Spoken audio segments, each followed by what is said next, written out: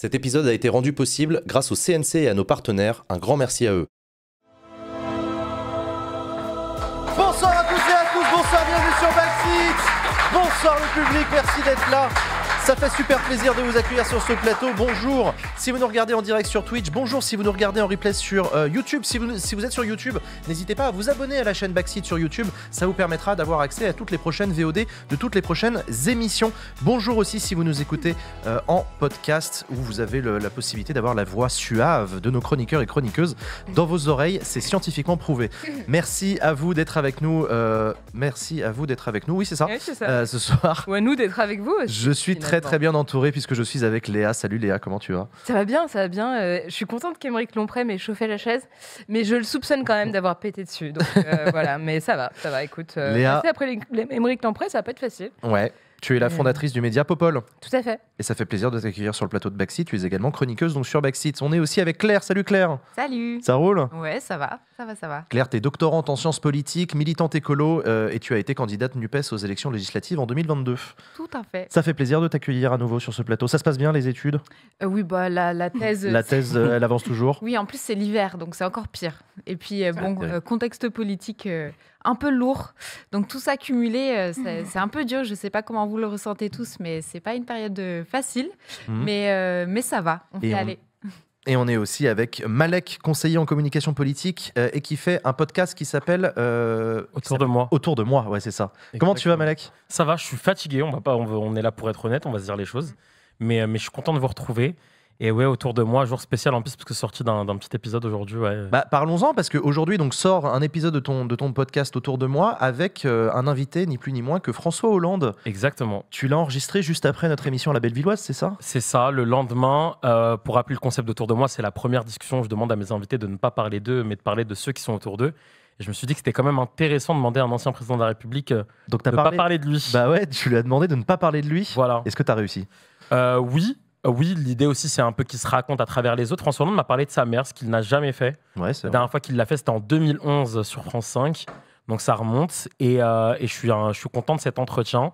L'idée, c'était pas vraiment de parler politique, mais c'était vraiment de savoir qu'est-ce qu'un ancien président de la République... quel est l'entourage d'un ancien président de la République. Et c'est très intéressant. Ouais, c'est cool. C'est en audio ou c'était filmé aussi ? Format vidéo disponible sur YouTube. Ma chaîne YouTube, Malek Délégué, est disponible aussi sur toutes les plateformes de podcast, évidemment. Et donc c'est sorti. Exactement. Et donc c'est sorti aujourd'hui. Claire, on en parlait tout à l'heure avec Christophe et Aymeric de la Fondation Abbé Pierre. Toi, tu as vu le biopic, je crois. Oui, Qu'est-ce que t'en as pensé de ce film ? je l'ai vu lundi dernier et ça m'a bouleversée, pour être très honnête.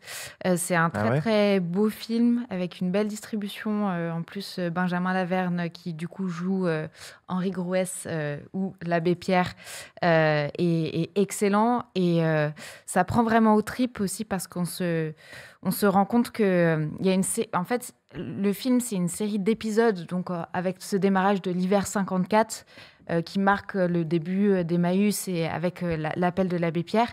Puis en fait, il y a une séquence, il y a plein d'autres séquences. Il y a aussi 96, l'église Saint-Bernard, où là aussi c'était très clair que l'abbé Pierre... C'est des sans-papiers, je crois, c'est ça ? Exactement. Ouais. Donc en fait, c'est aussi un moment où il a tenu bon sur l'humanisme et de dire en fait les sans-abri, y compris lorsqu'ils n'ont pas de papier, bah, c'est quand même des humains qui ont le droit à un logement digne, qui ont le droit à ce qu'on les traite bien. Et c'est vraiment un film qui permet de voir toute la profondeur du message politique que portait l'abbé Pierre et sa détermination jusqu'au bout, en fait, jusqu'à ces dernières années. Donc oui, si vous ne l'avez pas encore vu, je recommande. Et puis, donnez à la Fondation Abbé Pierre au passage. Et n'hésitez pas à aller à leur festival le 15 et 16 décembre prochain au Bataclan. Tu l'as vu, toi, le biopic de... Non. Non, tu l'as pas vu, Non. Léa ? Mais ça me donne envie du coup. Est-ce que ça vous dit qu'on parle de politique ? Ah, j'ai cru qu'on allait regarder. Eh ben, on le regarde maintenant. Allez, c'est parti. Vas-y, je suis chaud. Allez, parle si de ça vous dit politique. qu'on parle de politique, c'est parti pour les sujets de la semaine. Allez. Alors, l'actu de la semaine. Excusez-moi, pardon, hein, c'est un peu le bordel ce soir. Non, mais applaudissez. Applaudissements, merci. Oh, on vous a volé vos applaudissements, je suis désolé. Chers amis, ce soir, plein de sujets qu'on va aborder, notamment les inégalités en matière d'éducation. Ben voilà. Ça y est, on a eu le rapport PISA PISA qui est tombé mardi 15 décembre. Tous les 3 ans, je rappelle que depuis 1997, dans l'OCDE, on évalue les jeunes de 15 ans en sciences, mathématiques et compréhension écrite. La première salve donc, de tests depuis le Covid a eu lieu et donc les résultats viennent de tomber. Et il révèle une chute historique du niveau des élèves français, une chute globale. Cependant, c'est une chute globale, cependant. C'est ça que je veux dire, c'est qu'il n'y a pas que les Français. Il n'y a guère que les Japonais et les Sud-Coréens qui ont des évaluations qui augmentent. Tous les autres pays de l'OCDE, ça baisse. Claire, c'est quoi ces classements PISA ? Pourquoi est-ce que ça fait tant parler chaque année ? Alors, PISA, c'est Program for International Student Assessment. Donc, c'est effectivement lié à l'OCDE. C'est une évaluation de l'ensemble des élèves, je crois, de 15 ans sur une série de 3 compétences majeures. Et notamment les mathématiques. Donc, c'est un classement qui permet un peu d'avoir une estimation du niveau avec cette comparaison internationale. Donc, c'est toujours compliqué à faire parce que les systèmes éducatifs sont très différents. Bah oui. Parfois, il y a ça évalue quoi ? Alors, il me semble qu'il y a culture scientifique, mathématiques et le dernier... C'est l'expression écrite. L'expression écrite, exactement. Donc, il y a 6000 jeunes Françaises et Français qui ont passé ce test et qui ont du coup contribué à ce classement de la France. Et effectivement, la France a perdu. Ils ont pris les plus énormément. Ouais. C'est pour ça. Ils n'ont pas pris les meilleurs, c'est pour ça. Voilà. Il faudrait faire une présélection. Ah oui, mais oui. Il faudrait faire des groupes de niveau pour déterminer qui a le droit d'aller passer le classement PISA. On va en parler. Il faudrait souffler l'idée à un certain Gabriel Attal. Est-ce que c'est sérieux, les classements PISA, dans la communauté scientifique ? Est-ce que c'est quelque chose qui est lu, c'est oui. l'OCDE, parce que l'OCDE, c'est quand même assez sérieux. C'est pas des guignols, l'OCDE. Ils savent à peu près ce qu'ils font d'habitude. Non, il y a des critiques à la marge, mais globalement, c'est celui qui fait référence. Et c'est celui sur lequel les gouvernements ont l'œil pour essayer d'estimer un peu ce qui se passe. Après, c'est toujours compliqué. On évalue des compétences par rapport à quoi ? Par rapport aux besoins aussi d'un marché du travail. Enfin, il y a toute la question de, en fait, c'est des gosses de 15 ans. La vocation du système éducatif, elle n'est pas strictement aussi d'aller faire des bons travailleurs. Il y a aussi des aspects culturels, des aspects d'émancipation des systèmes éducatifs qu'on ne peut pas strictement évaluer dans un classement PISA. Et c'est sûr que une épreuve qui prend juste ces 3 compétences-là ne dit pas tout de comment s'éduquent et s'émancipent et deviennent adultes une génération de jeunes gens, quoi. Il y a aussi le poids très fort des inégalités scolaires qui ressort dans ce classement PISA. En France, inégalités qui sont stables sur 10 ans. Et ça montre qu'en France, les origines sociales surdéterminent les performances des jeunes dans les 3 domaines en question. Autre chose intéressante, les élèves des écoles privées enregistrent un meilleur niveau que le public, mais à origine sociale égale, le public enregistre de meilleurs résultats. C'est intéressant ça, tu voulais nous en parler toi Malek de la question de l'enseignement privé. L'enseignement privé, parce que je ne sais pas si c'est juste un petit effet de mode autour de moi, sans faire de promo à mon podcast, mais je vois de plus en plus de parents se diriger vers le privé quand ils en ont les moyens évidemment, et même des grands anciens défenseur de l'école publique qui finissent par dire en fait l'école publique est dans un tel état que, que pour sauver mes gamins, je vais les mettre à l'école privée. Donc, je ne sais pas si c'est juste un petit effet de mode que moi, je vois autour de moi ou si c'est un truc plus large. Mais je pense que ça doit nous alerter un petit peu parce qu'en plus, ça va ne faire qu'accroître les inégalités à l'école, quoi. Mais c'est quelque chose en fait qui avait été pointé pour l'éducation, mais aussi pour tous les autres services publics.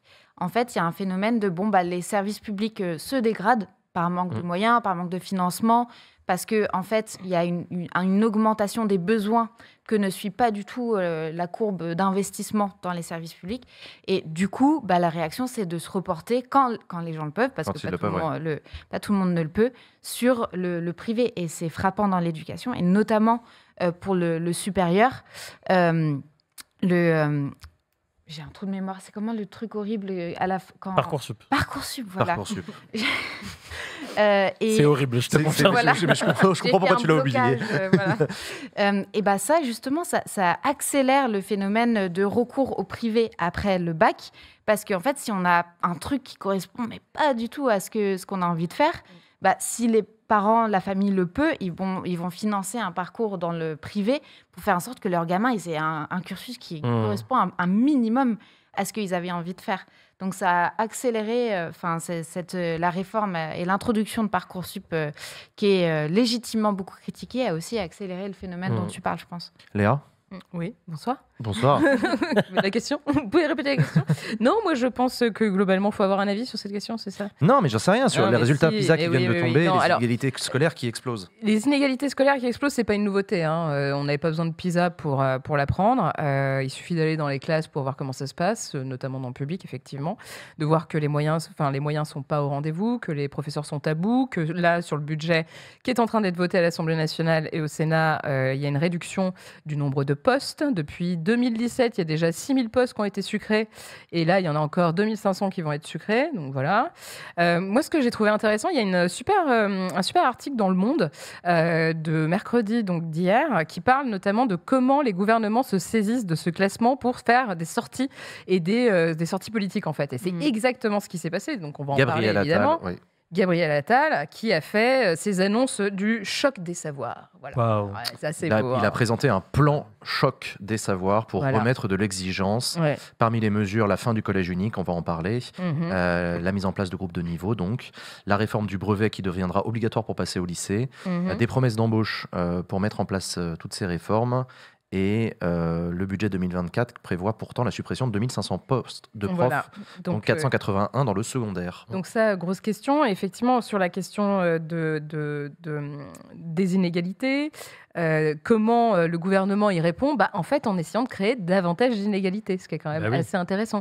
Puisqu'en fait, cette réforme, la clé de voûte de cette réforme du choc des savoirs de Gabriel Attal, c'est de faire en sorte de mettre en place des groupes de niveau au collège selon le niveau des élèves en français et en maths. Et en fait, ce qui est souligné notamment par le Conseil scientifique de l'éducation nationale, c'est qu'en fait, ils sont en train de mettre en garde le gouvernement par rapport à la mise en place de ce type de mesures, étant donné que ça crée davantage d'inégalités. Et ça crée aussi un sentiment de stigmatisation sur les élèves qui sont les moins bons, en quelque sorte. Et la réalité, c'est que et ça c'est PISA qui le dit, c'est l'OCDE qui le dit, s'ils veulent que ce type de mesures fonctionne, il faut impérativement avoir des moyens et de la formation pour les profs. Or, aujourd'hui, les profs nous disent qu'ils sont en manque de formation et en manque de moyens. Donc, s'ils veulent mettre en place cette réforme qui, déjà sur le papier, est en soi porteuse d'inégalités, mais qu'en plus, il n'y a pas les moyens derrière, ça va être 3 fois pire. On se souvient de ces galères d'embauche d'enseignants qui répondaient à des petites annonces pendant l'été pour commencer leur mission dès le début du mois de septembre, Malek. Ouais, ça dit quelque chose aussi du niveau de l'école. Ça dit beaucoup de choses. Je veux juste... j'ai un petit point de désaccord avec toi, Léa. Enfin, c'est Gabriel Attal qui l'a. Lui, il avait vraiment besoin du classement PISA pour voir les inégalités, parce que je rappelle que la priorité de la rentrée, c'était la Baïa. C'est vrai. Ouais, c'est vrai. Vrai. On nous a dit que c'était que ça et qu'il fallait vraiment se mettre focus sur ça. Moi, j'ai écouté le ministre. Donc, du coup, t'es passé à côté des inégalités. Je suis vraiment bête, c'est de ma faute. Donc, le choc des savoirs, c'est un beau branding. De belles mesures pour pousser encore vers le tri social et vers les inégalités. Est-ce que tu peux nous expliquer ce que c'est que le collège unique ? Alors, sur le collège unique, parce que c'est un truc qu'on entend souvent et quand on n'y connaît pas grand-chose en politique, on peut être un peu désarçonné. En gros, c'est le tri en réalité dès le plus jeune, dès le 1, 2, 3. Ce qu'il nous a annoncé, c'est que dès la 5e... Alors attends. Dès la 5e... Qu'est-ce qu'il nous a annoncé dès la 5e? Là, à ce moment-là, il y a ceux qui vont se diriger vers le truc professionnel et ceux qui vont continuer vers une filière plus ou moins générale. Il y a les profs qui nous parlent du nombre d'effectifs, qui se plaignent des effectifs par classe. Et sur ça, il n'y a pas d'annonce concrète. Donc sur ça aussi, ils s'en plaignent. On a un nombre d'élèves par classe qui est un des plus élevés de tout l'OCDE. On parlait de l'OCDE tout à l'heure. Sur les taux donc sur ça, il n'y a rien de plus. Sur les suppressions de postes, quand on dit ça au ministre, monsieur le ministre ne veut rien écouter. Il nous a parlé de quoi aussi? Du retour des maths, je crois, dès la première. Enfin, il y a une épreuve de maths en première. Enfin bref. Il faut savoir aussi que c'est mal compris par les profs. Ça aussi. Il leur a fait un mail avant de l'annoncer aux profs et les profs sont en train de se plaindre parce qu'en fait, ils n'y comprennent rien. On leur demande en plein cours d'année aussi de se réorganiser sur plein de trucs. C'est la merde. C'est la merde et personne ne veut l'entendre. Donc, et c'est le cas sur plein de services publics. L'école est en train de bouillir. Et en fait, si on a déjà parlé des profs qui étaient en train de dire adieu à une vocation, on continue sur cette voie-là. Pour le coup, le classement PISA, on va continuer de voir, j'allais dire notre chute. On est déjà très bas. Et on va surtout voir des profs qui vont vraiment déserter. On va se retrouver avec des profs contractuels qui vont encore aller vers ce 1, 2, 3. Ces profs mal formés, c'est ce que je voulais dire. Il y a Soso la Tulipe dans le chat qui dit « Je suis prof. Pour moi, toutes ces mesures, c'est encore une fois une réponse d'urgence, pas du tout un travail réfléchi. » C'est vrai que ça fait un peu improviser sur un coin de table juste à l'occasion de la sortie du rapport PISA, quoi. Il y a un ancien contractuel, j'ai tenu 3 ans. Tu vois, en fait, c'est le... Gabriel Attal parlait aussi de ces contractuels qui en réalité c'était la petite porte d'entrée pour ensuite leur dire bienvenue à l'éducation nationale, mais qui reste en fait? Personne. Claire. Ouais, en fait, le problème avec cette mise en place des groupes de niveau, c'est que tous les constats des experts pédagogiques disent que, en fait, dans une situation où on met des moyens constants, en fait, ça va renforcer les plus forts, parce qu'il va y avoir une émulation dans les classes de bon niveau, et puis ça va affaiblir les plus faibles. Et en plus, ce qui risque d'arriver, puisqu'il n'y a pas de choc d'effectifs, il n'y a pas de choc de moyens, c'est un choc des savoirs, mais c'est un peu léger en termes de moyens supplémentaires apportés à l'école publique pour mettre en œuvre ce choc des savoirs. Ce qui se passe, c'est que pour faire ces groupes de niveau, on va peut-être rogner sur les heures d'art plastique. Des groupes les moins bons pour leur ajouter des heures de maths. On va peut-être rogner sur des matières qu'on va considérer comme moins pivots, moins stratégiques, parce qu'elles ne se voient pas dans le classement de PISA, peut-être, et que ça ne permet pas à la France de dire, regardez, on a remonté dans le classement, etc. Mais qu'est-ce que ça fait? Ça fait qu'on a des éducations au rabais pour ceux qui sont déjà défavorisés, qui ont déjà pris du retard en primaire. Et puis, on a le haut du panier qui va continuer à se renforcer, et ça va juste asseoir des inégalités sociales qui sont déjà présentes. Et ce que ça casse aussi, c'est ce dont tu parlais, le collège unique qui a été mis en place en 1975. Et ce que ça permet, c'est un bain commun du vivre ensemble pour toute une génération. Le principe du collège unique, c'est qu'on attend la fin du collège pour orienter les enfants vers éventuellement des filières professionnalisantes. Oui. La sélection. Mais je pense que une forme de sélection, ouais. Oui, et ce qui est important à souligner, c'est que aller à l'école publique, à l'école républicaine, c'est pas juste aller en cours et s'abreuver de savoir. C'est aussi une expérience de vie où on est dans un bain commun avec ses concitoyennes, ses concitoyens. On apprend à vivre ensemble. Et si dès le collège, en fait, on sépare, on compartimente. Bien sûr qu'il y a aussi un background sociologique qui va aussi s'auto-renforcer là-dessus. C'est une catastrophe aussi pour le vivre ensemble et la cohésion sociale. C'est pas qu'une question de savoirs tels qu'ils sont déterminés comme valables par des classements internationaux, en fait. Un truc qui m'a surpris, c'est qu'on n'a pas eu d'annonce sur les REP et les REP+. Alors que pour le coup, les inégalités territoriales, on les connaît. Il y a des établissements qui sont plus en difficulté que d'autres. Et typiquement, je m'attendais à avoir potentiellement plus des annonces différenciées en fonction des territoires. Mais non, a priori, ce sera dans tous les collèges que ça va être la même chose. Et Malek Gabriel Attal nous dit aussi que ces annonces-là sur les chocs des savoirs interviennent à la suite d'une concertation qu'il y a eu entre tous les acteurs de l'éducation. Et les syndicats d'enseignants te disent qu'en gros, ils ont fait des propositions concrètes pour les repérer plus. Mais qu'à la fin du compte, quand on voit la copie de Gabriel Attal, il n'y a plus rien, quoi. Léa ? Il y a un autre élément aussi qu'il faut souligner, c'est l'instabilité.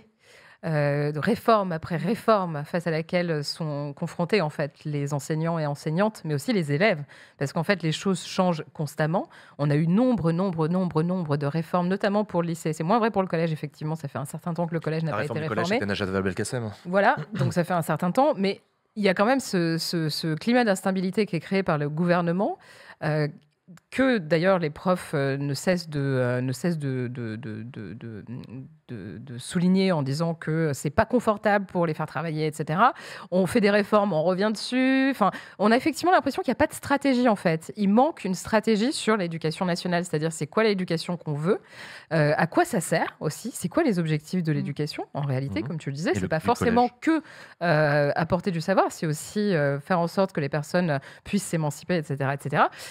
Donc donc il y a un certain nombre de ratés.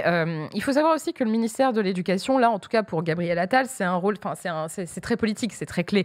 Pour lui, c'est un tremplin pour sa carrière politique. Il semble être potentiellement un peu en roue libre sur certaines choses parce qu'il fait des annonces qui ne sont pas tout à fait en phase avec ce qu'a annoncé Emmanuel Macron, notamment qui promettait davantage d'autonomie pour les enseignants et les enseignantes, etc. Alors que là, on voit bien qu'il y a une volonté de recadrer les choses avec aussi la refonte du programme en primaire, etc. Dans le premier degré, l'autonomie, je crois. Donc il y a quand même, il y a un peu de deux sons de cloche qui sont difficiles à comprendre. C'est vrai que ce qu'il faut aussi souligner, c'est que les profs aujourd'hui sont quand même assez maltraités, en fait. Les conditions dans lesquelles ils doivent travailler, il et elle doivent travailler sont quand même très très rudes, alors que finalement l'éducation nationale c'est un service public qui devrait être le plus choyé, le plus valorisé, et j'ai l'impression qu'ils font tout le contraire. À quoi bon, enfin pourquoi en fait aussi, j'ai un peu du mal à comprendre pourquoi. Là, on nous reparle du retour de l'uniforme. Alors, ils en ont reparlé encore. Oui, que l'expérimentation va être mise en place, etc. Enfin, on a l'impression que l'éducation nationale, c'est un peu un labo des politiques. Il y a plutôt qu'à commencer les uniformes. Voilà. Oui, pardon. Tout à l'heure, j'ai parlé de REP et de REP+, sans définir ce que c'était. Excusez-moi. Ce sont les réseaux d'éducation prioritaire. C'est les nouvelles ZEP, si vous voulez, si vous connaissez un peu mieux le terme ZEP.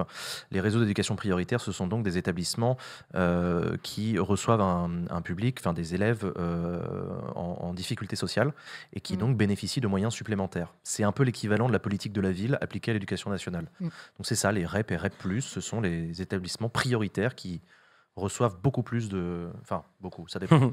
Plus d'aide, plus de temps. Enfin bref, je ne rentrerai pas dans le détail, je pourrais en parler pendant des heures. Claire ? Oui, je pense pour essayer d'apporter une sorte d'élément de réponse sur pourquoi. Je pense qu'en fait, il n'y a pas d'intention, de volonté politique de mettre sérieusement des moyens, d'en fait engager des profs, de valoriser à leur juste valeur le rôle social et le rôle éducatif des profs dans ce pays. Il faut rappeler que c'est quand même un vrai métier. Moi, j'ai passé le CAPES de philo. En fait, vraiment, être prof, je pense que ça s'apprend, c'est sérieux. On a une responsabilité face à des jeunes gens, et c'est des moments qui sont très formateurs et déterminants pour eux, et qui peuvent être des bifurcations dans leur trajectoire aussi. Donc, la responsabilité, elle est immense. Et là, on a une situation où, effectivement, on a vu du job dating où les profs se font recruter avec des entretiens d'une demi-heure. Annonce Le Bon Coin, c'est n'importe quoi. Je veux dire, on est en train de démonétiser complètement le rôle du professeur, de l'enseignant dans la République, alors que historiquement, il a un rôle pilier, en fait. Donc, vu qu'il n'y a pas les moyens, on ne veut pas mettre les moyens sur la table pour faire ce vrai travail-là, qu'est-ce qu'on fait ? On met des pansements, on fait des rustines, notamment l'introduction des dispositifs numériques. On les équipe en écran. Là, il y a plein de modules qui vont se faire sur tablette, etc. Donc, il y a des modules numériques, il y a une numérisation de l'enseignement. C'est aussi une manière de se passer un peu du rôle du prof, alors qu'on sait très bien que ce n'est pas du tout la même forme d'enseignement et de pédagogie quand on laisse les gamins seuls face à un écran, alors que par ailleurs, Attal est aussi, il n'y a pas longtemps, il a pris des positions pour pointer les dangers en termes de santé mentale, de psychologique, de trop d'écran pour les jeunes. Clair. Donc il y a une très claire contradiction. Donc le risque, c'est vraiment d'avoir un système éducatif à deux vitesses, avec l'école au rabais à l'école publique, avec en plus une stratification selon les classes sociales dans cette école publique, et puis ceux qui pourront, ils iront dans des écoles privées. Où il y a des profs, des moyens, etc. Donc, au final, il l'a faite, son immersion là, en lycée. Ouais, il l'a faite en lycée. Il lui faudrait des immersions, parce qu'il n'a pas mis un pied à l'école publique pendant toute sa trajectoire scolaire à lui. Donc, je pense qu'il a des choses à apprendre. On verra. C'était ouf, quoi. Ouais. On verra ce que ça donnera. En tout cas, on fait un gros bisou à tous les personnels de l'éducation nationale qui sont dans le chat et qui regardent cette émission en replay aussi. On pense à vous, force à vous, bon courage pour cette année scolaire et pour les suivantes aussi. Autre sujet dont on voulait parler cette semaine, la COP28 qui se tient à Dubaï. 2023 a été l'année la plus chaude de l'histoire, sachez-le. Cocorico, félicitations, on a battu un record de consommation de pétrole aussi. On est en train de s'éloigner des engagements, des objectifs des engagements de la COP21 de Paris. maintien du réchauffement climatique sous les 1,5 degré, ça a priori on n'y arrivera pas. Pas tellement d'engouement ou d'espoir autour de cette nouvelle COP, beaucoup de sarcasme. Elle a débuté par la mise en œuvre du fonds pertes et dommages qui doit permettre aux pays les plus vulnérables de financer la réparation des dégâts causés par le réchauffement climatique. Léa, est-ce que c'est... Enfin, c'est vrai qu'elle n'attire pas beaucoup cette COP. C'est notamment parce qu'il y a des grands absents. Alors, contrairement à ce qu'on peut imaginer, de ce que j'ai vu, apparemment, il y avait 110 000 personnes qui ont été accréditées, ce qui est beaucoup en fait. Ok. Beaucoup de monde en fait. Dont 2456 lobbies du pétrole. Alors ça oui, effectivement, mais ce qui est juste pour préciser justement sur le fonds pertes et dommages, parce que je trouvais ça quand même assez intéressant. C'est quoi le fonds pertes et dommages ? Justement, c'est le fonds pour venir en aide aux pays qui ont été meurtris par le dérèglement climatique. Ouais. Et on est à une semaine de la fin de la clôture de la COP, qui dure donc 2 semaines. 2 semaines pendant lesquelles toutes les parties prenantes se réunissent pour se mettre d'accord sur des objectifs, normalement. Et notamment, l'objectif, en tout cas, ce que préconisaient les experts et les associations pour ce fonds, c'est de mettre 580 milliards de dollars dans l'enveloppe, de sorte à faire face à ces difficultés et notamment aider les pays qui ont été meurtris par le dérèglement climatique. Okay. Le problème, c'est qu'aujourd'hui, les promesses ne sont qu'à un niveau de... pour le moment, les États ont promis de mettre 600 millions. Mais attends, c'est un principe de pollueur-payeur ? Alors, pas tout à fait, en fait. Je crois que c'est plus je ne peux pas te le décrire dans les détails. Peut-être que Claire est plus compétente sur la question, mais c'est plus une question de solidarité, effectivement, par rapport aux enjeux du dérèglement climatique, qui, en plus, se frappent de manière complètement inégale. Beaucoup de pays, le Sud global, etc. Donc, l'idée, c'est effectivement de faire en sorte que ceux qui ont de la thune puissent aider ceux qui n'en ont moins et qui, en plus, sont en première ligne face aux effets du dérèglement climatique. Sur ce qui est assez intéressant, vraisemblablement, les observatrices et observateurs sont en train de noter que on va vraisemblablement s'orienter vers un échec, puisque l'objectif quand même qui serait le plus louable dans cette affaire, c'est de faire en sorte que soit inscrit dans cet accord le fait de sortir des énergies fossiles, ce qui a été déjà discuté l'année dernière à Sharm el-Sheikh, etc., et qui n'a pas abouti. Donc on s'oriente vraisemblablement. On rappelle quand même que ça se tient à Dubaï, que c'est accueilli du coup par une pétromonarchie qui a quand même pas mal d'intérêt en la matière, qui a insisté, d'ailleurs le sultan qui a ouvert cette COP, qui est le président de la COP, du coup de fait, a insisté sur l'importance qu'ont les pays des pétromonarchies à jouer dans la transition énergétique, etc. Il est lui-même PDG d'une compagnie pétrolière. Voilà, notamment. Donc c'est quand même assez intéressant. Mais ce qui moi, m'intéresse encore plus, c'est comment, en fait, comment la COP a évolué.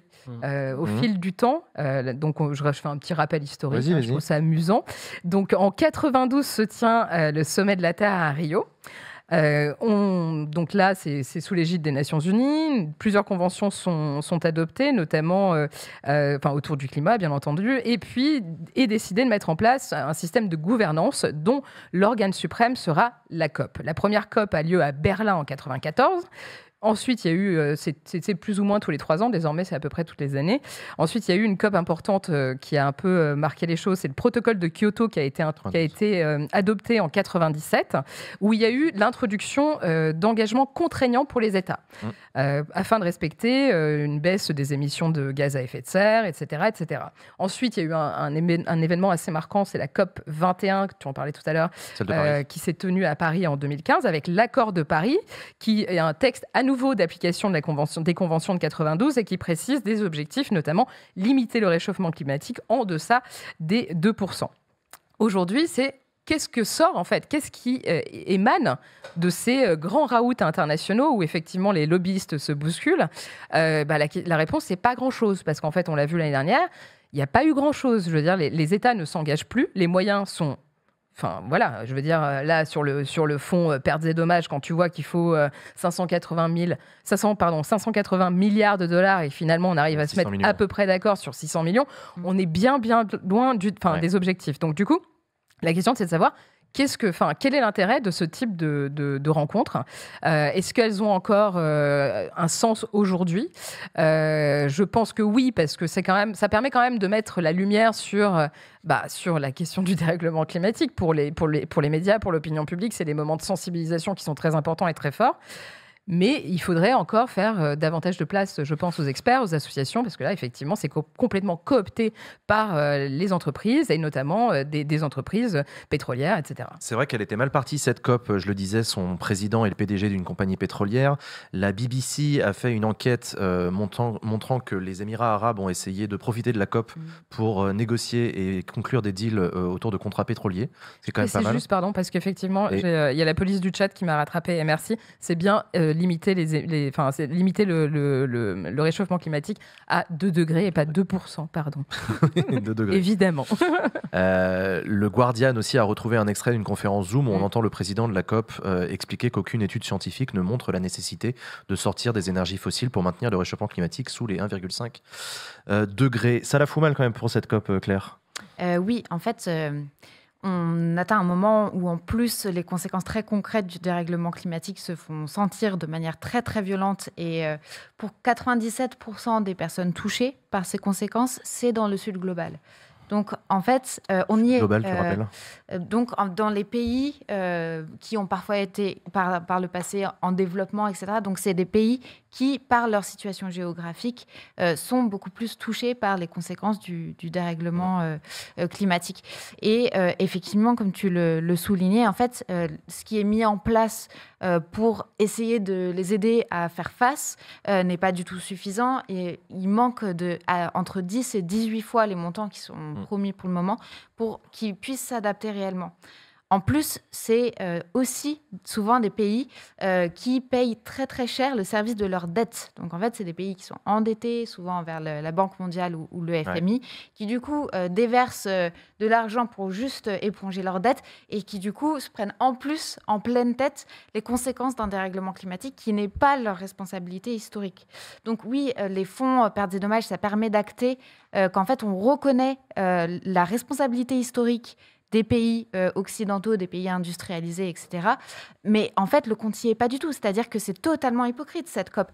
D'un côté, on dit oui, on va relancer pertes et dommages, tout en allouant des fonds qui ne sont pas du tout suffisants. Mais par contre, pour mettre au cœur de la discussion ce qui devrait être sur la table, c'est-à-dire le capitalisme fossile, là, il n'y a plus personne, on terre, ça fait des blocages. Et oui, le lobby des industries fossiles ont été prédominants. Là aussi, en termes d'évolution des COP, si on prend le chiffre, le nombre de lobbyistes du pétrole présents, c'est en ascension. Et là, c'est vraiment un pic. Il y en a donc 2546 qui sont présents à la COP là. Et c'est plus que le nombre de représentants qu'il y a pour les pays, justement, du sud global. Donc, ça dit bien qu'en fait, le rapport de force est absurde. Et...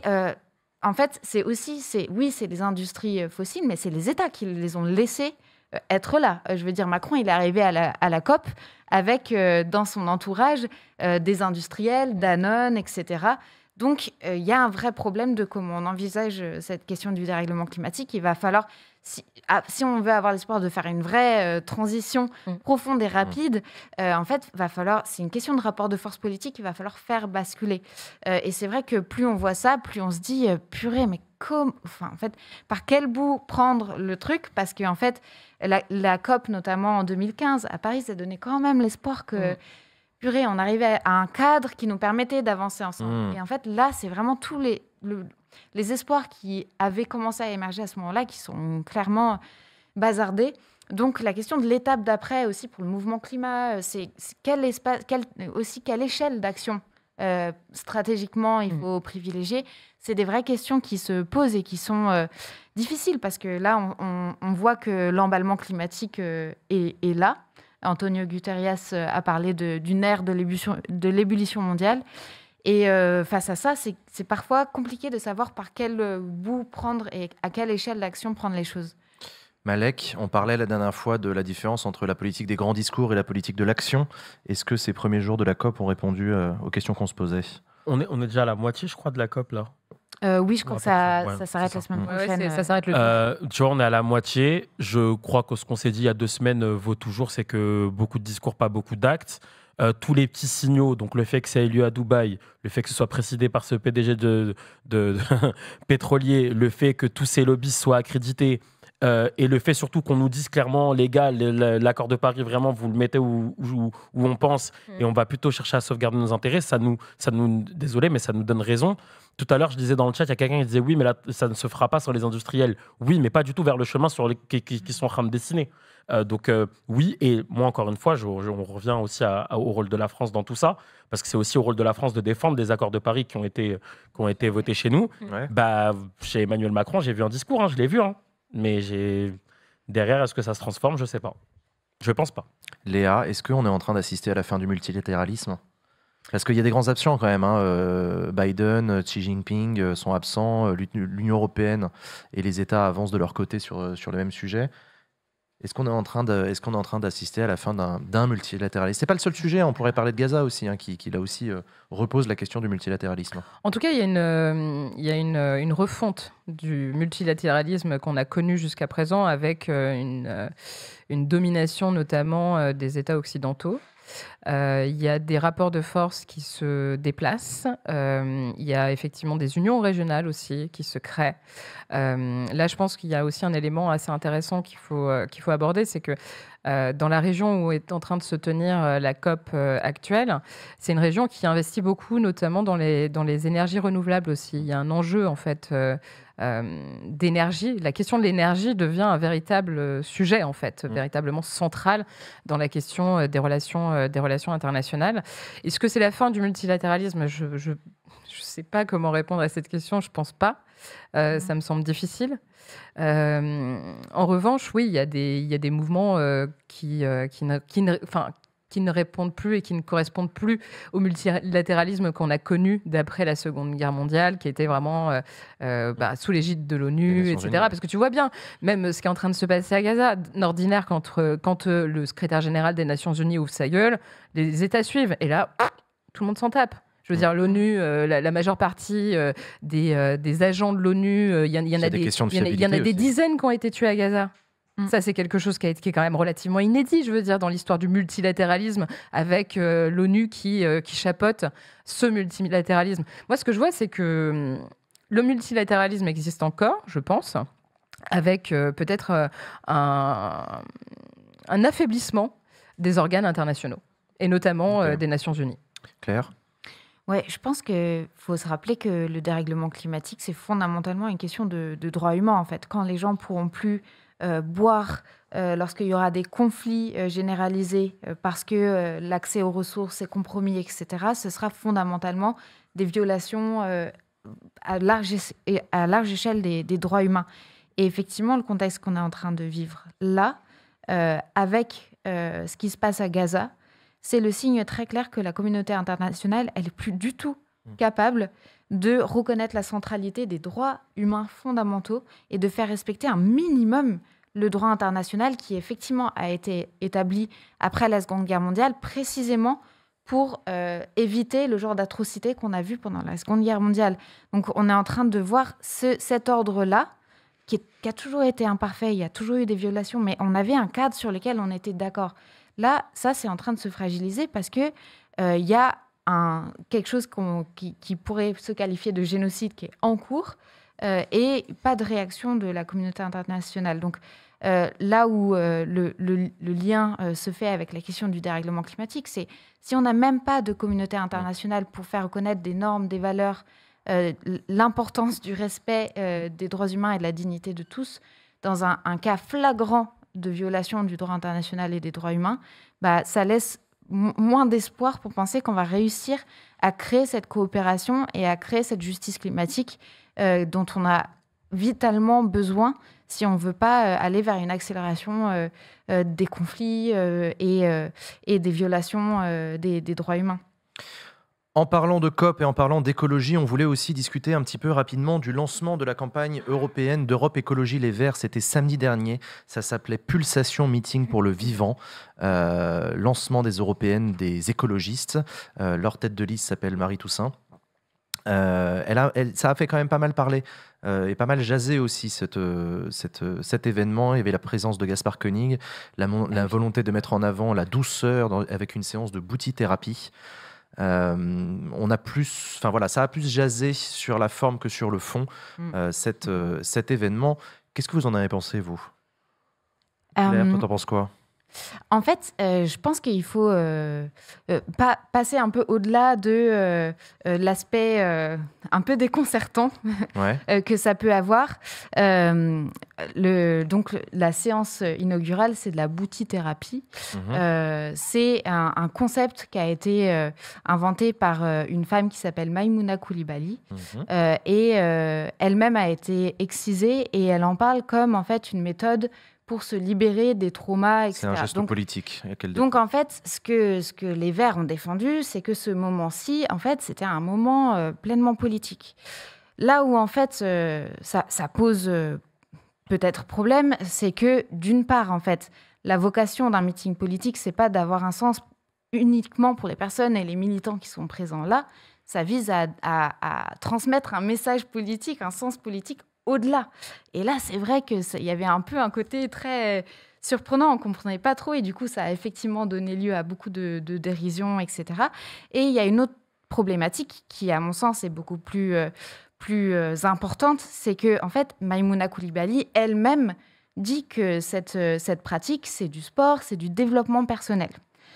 Et il y a une vraie question sur, en fait, un outil, une pratique qui est de l'ordre du développement personnel. Est-ce que ça a vraiment sa place dans un meeting de l'écologie politique, en fait? Parce qu'il y a un débat au sein de l'écologie politique de l'écologie du moins, sur, en fait, c'est quoi la voie du changement? Est-ce qu'il faut attendre les transitions individuelles de chacun, que chacun trouve D'accord, il y en a qui le défendent, mais pas toutes. Voilà, et en fait, du coup, ça met un peu le doute sur à qui s'adresse ce meeting.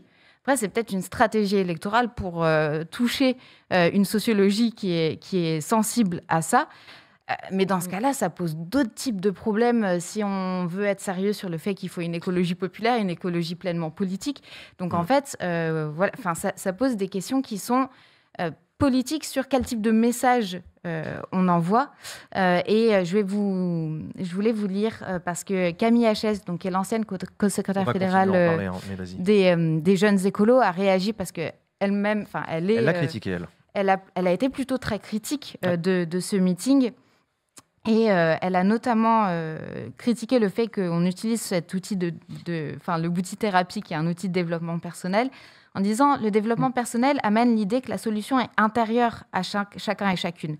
C'est une vision individualiste, contraire à ce qu'on devrait porter en tant que parti.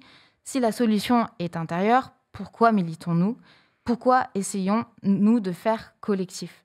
Donc, c'est bien ça le problème. Et si ça s'accompagnait d'un meeting où le message politique, la ligne politique, les mesures annoncées étaient claires, peut-être que ça aiderait. Mais là, on a effectivement eu la présence de Gaspard Koenig, qui est un ultra-libéral. Ouais, pour le coup, ouais. Donc, en fait, ça crée une situation où c'est confus, voire confusionniste, quoi, en termes du message politique qui ressort. Léa. C'est le mec qui avait fait le Tour de France sur le dos de sa jument pour la présidentielle. Gaspard Koenig ? Ouais. Il a fait beaucoup de choses. Non, mais attends, bouge pas, attends le melon quand même. Pour marcher sur les traces de montagne, me semble-t-il. Non, mais fabuleux. Donc c'est quand même étonnant, effectivement. Qu'est-ce qu'il foutait là-bas? Vraie question. Mais à qui s'adressait ce meeting? Et ben voilà, c'est la question que je me suis posée. Moi, je me suis dit, mais pourquoi faire ça? Non, mais c'est vrai. J'imagine un peu la réunion de brainstorm autour de Marie Toussaint, Marine Tondelier, etc. Bon, qu'est-ce qu'on va faire pour ce meeting? Ah, mais il faut se réinventer. Il faut faire quelque chose de nouveau. Ça, c'est sûr qu'ils se sont dit ça. Donc, du coup, ils ont dit, bon, bah voilà, effectivement, on est dans un contexte un peu particulier.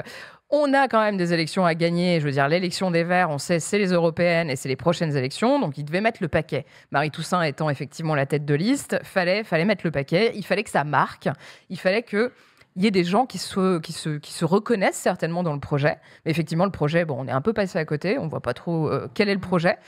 Sur le fond, moi, je n'ai pas retenu grand-chose, j'avoue, de ce meeting. Mais la question que je me suis posée, c'est, bon, moi, je me mets à leur place. Qu'est-ce que je cherche à faire? À ramener du monde, à réintéresser les gens à la politique, à mobiliser, n'est-ce pas? Donc je cherche, pourquoi pas, à faire des choses originales qu'on n'a pas l'habitude de voir, etc., etc. Est-ce que ça a marché? Je ne sais pas. Mais la vraie question qu'il faut se poser derrière tout ça, c'est quand même assez symptomatique de la vie politique française et dans toute la classe politique française. C'est-à-dire, aujourd'hui, les partis politiques traditionnels, parce que les Verts peuvent dire ce qu'ils veulent, ils peuvent faire ce qu'ils veulent, ça reste un parti politique traditionnel en France aujourd'hui, n'arrivent pas à raccrocher la majeure partie des gens au wagon, en fait. C'est-à-dire que le désintérêt dans la forme traditionnelle et partisane de la politique est là. Et en fait, même en essayant de se réinventer, effectivement, avec, pourquoi pas, des événements comme celui-ci, moi, je suis ni pour ni contre, en fait. En vrai, je m'en tape. Voilà, je vous dis, voilà, mon avis est clair, au moins. Mais la question qu'il faut se poser, c'est, quand on est un parti politique, on cherche effectivement à avoir des adhérents parce que c'est le nerf de la guerre, ça permet d'avoir de la thune, ça permet de remporter des élections, etc. Mais la vraie question que ces gens-là devraient se poser, c'est comment on fait en sorte pour que le peuple se réapproprie le pouvoir, pour que la majorité soit en capacité de décider. Voilà, moi c'est ça que j'aimerais entendre de la part des responsables politiques. Et n'importe quel parti politique, je m'en fous que ce soit à droite, à gauche, au centre. J'ai envie d'entendre ça. Sauf que là, on ne l'entend pas. On essaie de faire des coups de com' pour aller draguer un tel, une telle, machin. Très bien. Maintenant, qu'est-ce qu'on fait ? C'est-à-dire que les gens qui se sont mobilisés contre la réforme des retraites, les millions et milliers de personnes qui étaient là pendant des mois à s'épuiser, à faire des piquets de grève, etc. Je veux dire, la politisation, elle est là. Les gens sont politisés. Les gens ont envie de décider pour leur avenir. Sauf qu'on a des partis politiques éclatés au sol, qui ne sont absolument pas capables d'entraîner qui que ce soit. Et la politique, aujourd'hui, elle se fait en dehors des partis. Et ce que nous prouve aujourd'hui ELV, c'est qu'ils n'ont pas la recette miracle. Parce qu'ils ne se posent pas les bonnes questions. Et la bonne question à se poser, c'est comment on fait pour réinventer la politique et faire en sorte de raccrocher celles et ceux qui se sentent les plus éloignés et de faire en sorte qu'enfin, on puisse toutes et tous faire partie du processus décisionnel. Et ça, pour le moment... Europe Écologie Les Verts, c'est vrai qu'ils sont... Mais il y a toujours eu une promesse dans le cœur du parti Europe Écologie Les Verts de faire de la politique autrement. Ça a toujours été un truc qu'ils ont toujours défendu en disant Europe Écologie Les Verts va essayer d'inventer une autre manière de faire de la politique dans tout un tas d'aspects. Alors, au bout du bout, ça reste un parti politique comme un autre parce que ça finit par présenter des candidats à des élections. Ça reste le b.a.-ba d'un parti politique.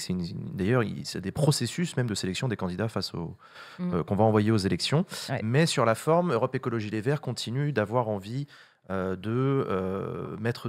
rajouter un peu de sensibilité dans la politique, sortir un petit peu de la politique du rapport de force et de la conflictualité. Ils essayent aussi d'inventer de nouvelles choses. Et ça, pour le coup, c'est pas les premiers à l'avoir fait. On se souvient de Ségolène Royal avec la démocratie participative qui se mettait au milieu de la salle et non pas sur un meeting face au public. On se souvient du Parti socialiste aussi pendant des années qui avait essayé de réinventer le meeting politique avec des humoristes, avec de la musique, etc. On se souvient de Jean-Luc Mélenchon qui a quand même mis en place des nouveautés avec son parti La France Insoumise.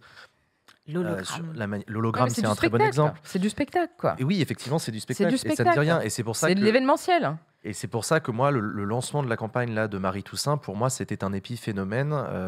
Ça ne dit pas grand-chose de sa campagne. Peut-être pour rebondir, pardon Jean, sur la question justement de faire de la politique différemment. Marie Toussaint, son fond de commerce, c'est de dire il faut apporter de la douceur en politique. Et c'était un peu le message qu'elle a voulu faire passer pendant ce meeting notamment. Et là-dessus, j'ai quand même des petits éléments. Je pense que c'est important de réagir là-dessus parce que qu'est-ce que ça veut dire que d'apporter de la douceur en politique ? Alors ça, déjà, j'aimerais bien qu'on me l'explique. Mais bon, on comprend que c'est essayer de faire la politique différemment. Alors c'est vrai que, comme tu dis, ELV s'inscrit un peu là-dedans, de manière un peu traditionnelle, d'essayer de faire les choses différemment, mais en réalité, ils font tout comme tout le monde. Peu importe. Quand tu vois comment ça se passe à l'intérieur de leur parti, je veux dire, c'est pas mieux qu'ailleurs, hein, clairement. Mais il y a un élément assez intéressant quand même là-dedans qui est essayer de convoquer des affects positifs. Parce qu'on se rend compte que globalement, en politique, depuis un certain temps, on est enfermé dans des affects assez néfastes, assez négatifs. Il y a Eva Ilius qui écrit là-dessus notamment et qui parle de l'État d'Israël sur comment l'État d'Israël a convoqué des affects très négatifs comme la peur, le ressentiment, etc. Il est temps effectivement de peut-être se positionner sur de nouveaux affects et de réfléchir à quelque chose de plus positif. Pourquoi pas pour écraser le discours dominant qui nous promet d'aller droit dans le mur. Ça, c'est clair. Je pense qu'il y a un nouveau récit à inventer et à porter en politique, c'est fondamental. Il faut effectivement réfléchir à ça, mais je pense que là, l'urgence, c'est comment on fait pour sortir du système actuel. C'est-à-dire qu'on ne peut pas faire on ne peut pas faire... En gros, le système actuel ne nous permet pas de faire de la douceur en politique, typiquement. Là, il faut des électeurs pour les européennes, c'est ça l'objectif. Oui, voilà, bien sûr, mais en fait, tout ce qu'ils essaient de vendre comme étant quelque chose de novateur, de faire de la politique différemment, etc., en fait, c'est pas possible. Pour moi, c'est impossible dans le système actuel, et on le voit bien, parce que tous ceux qui essaient de le faire, celles et ceux qui essaient de le faire, en fait, tombent dans les mêmes travers que les partis traditionnels.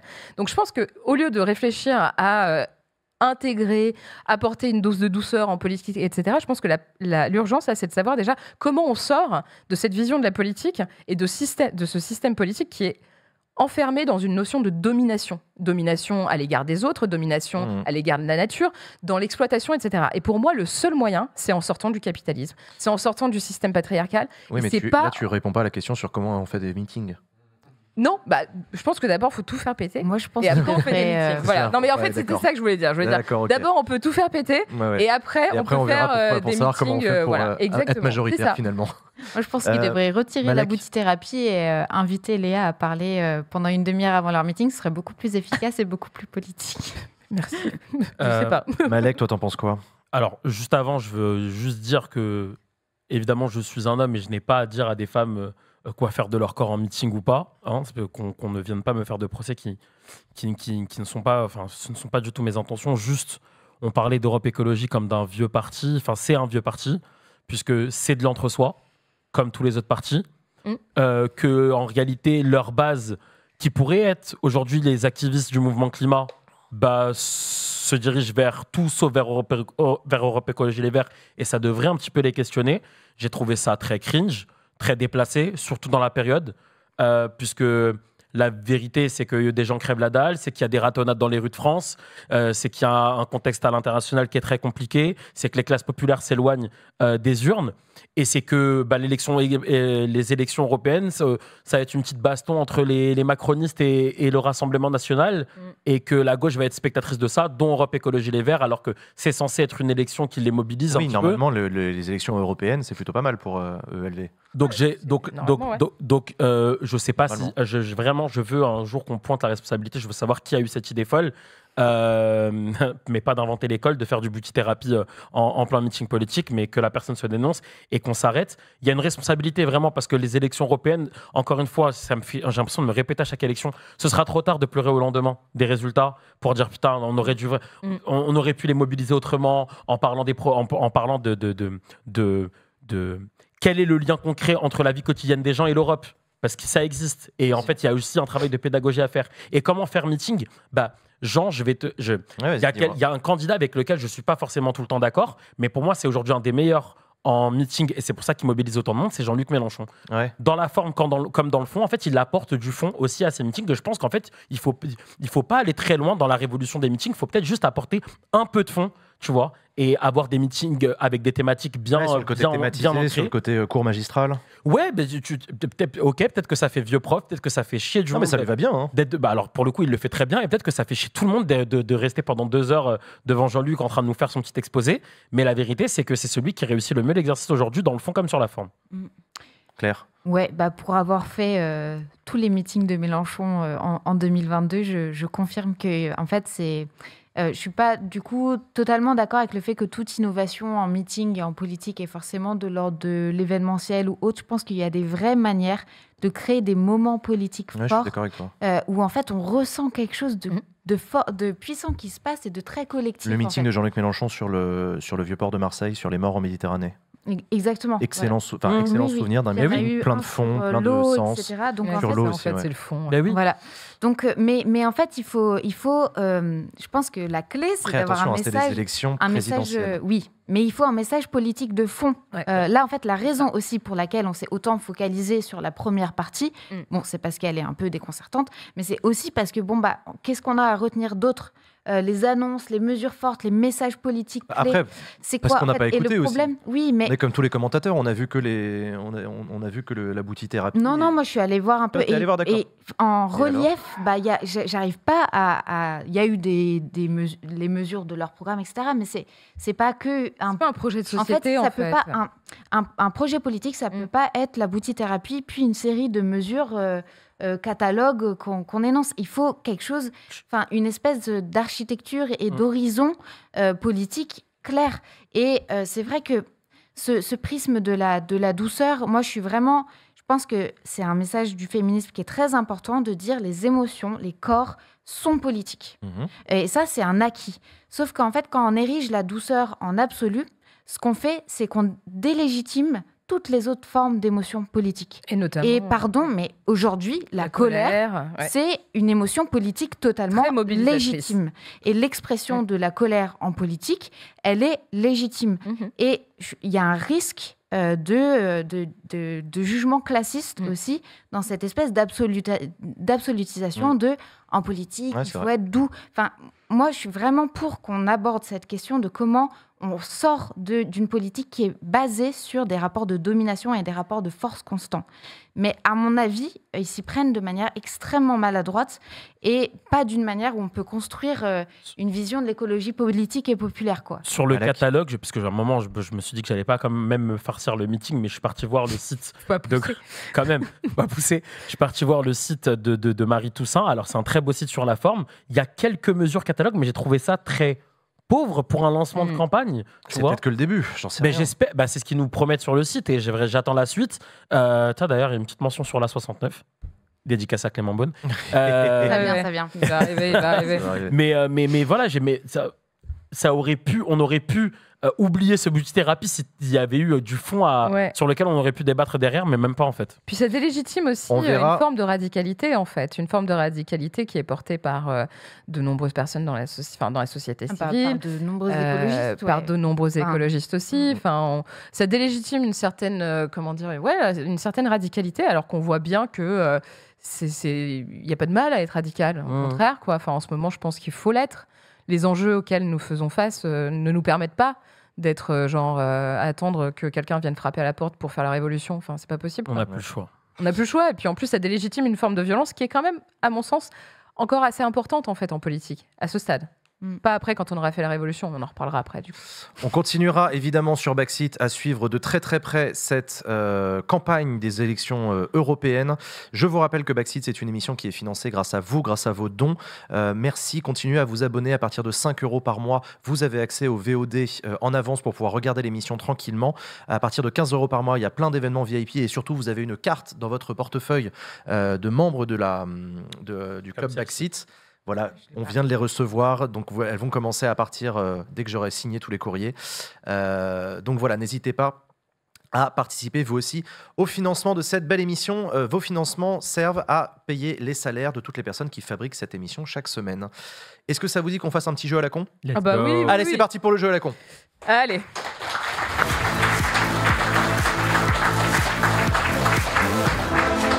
Alors, le jeu à la con cette semaine, encore le jeu des petits papiers. Hop, tiens, donne ça à Malek. Yes. Hop. On nous éteint les écrans ? Ouais, il faudrait. Attends, Yam, tu peux éteindre les écrans ? T'as vu, je veux pas tricher. Mais t'as raison. Non, mais t'as raison. Juste en face de moi. T'as raison. Merci beaucoup. Ah, mais... Donc, le jeu à la con, vous avez des personnages. Moi, je ne joue pas cette semaine. Hein. Je vous le dis tout de suite, je ne joue pas. Vous avez des personnages et vous devez essayer de deviner qui est votre personnage en posant des questions. Et vous, les gens dans le public, vous pouvez répondre. Et sur votre papier, vous n'avez que les personnages des autres autour de la table. Yes.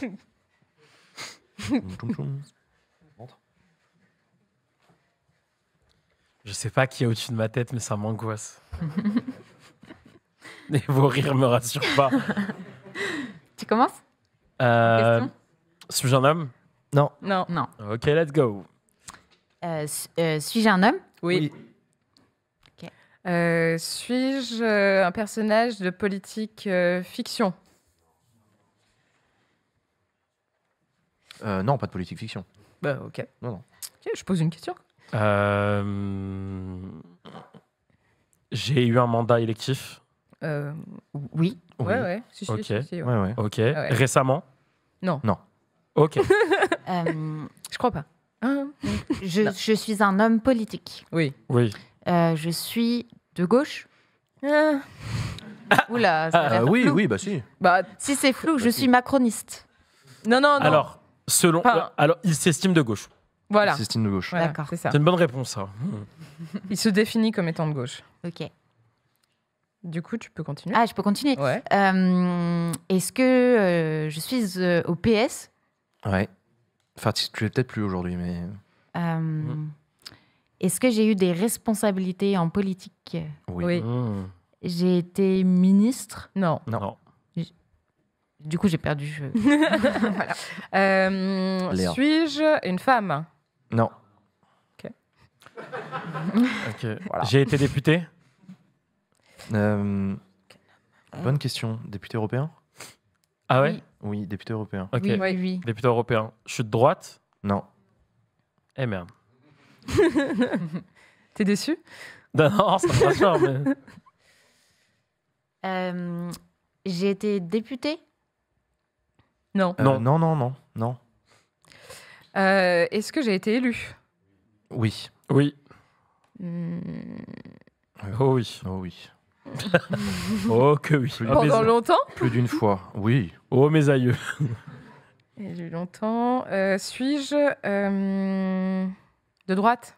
Oui. Oh oui. Eh ben, dis donc, je pose toutes les cases. Est-ce que je suis Gérard Larcher? Non. Ah. Ok. Ferme ta gueule. Non. Pardon, En désolé. même temps, il y en a 8000, quoi. Je suis un homme politique élu depuis longtemps à droite, quoi. Non, c'est vrai que Je vais y passer la soirée, quoi. Ok, bon. Ok, député européen. On me confirme ça, député européen? Oui. Ok. De gauche?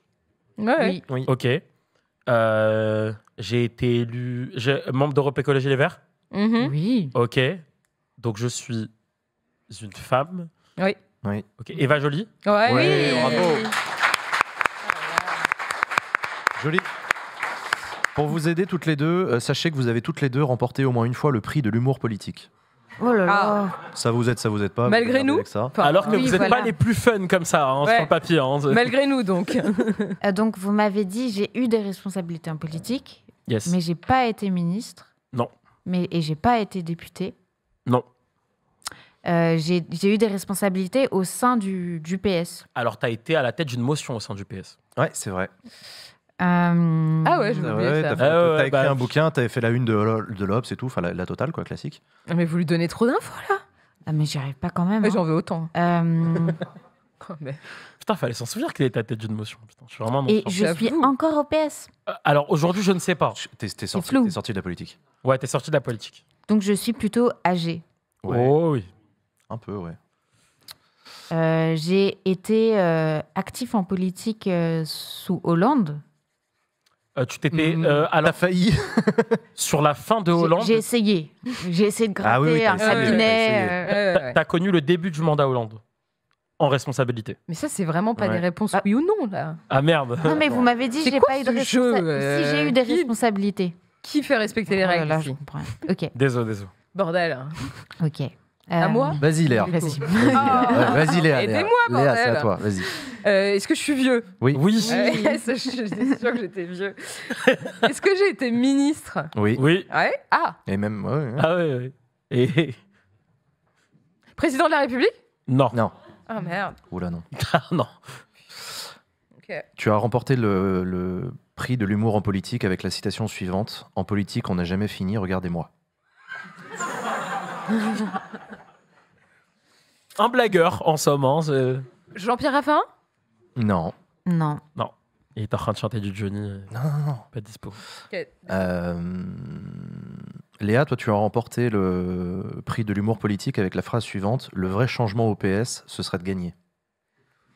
Claire, du coup. Claire. Claire, pardon. C'est très marrant comme phrase d'ailleurs.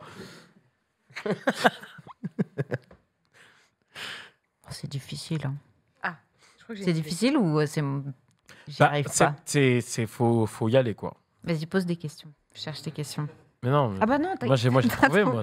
Moi je suis Eva Joly avec mes Pardon. petites lunettes, tout va bien. Oh, je suis vraiment nulle à ce jeu. Je sens qu'à la fin de la saison, je vais être dans les dernières. Si tu récapitules, Claire. Alors, j'ai été en responsabilité.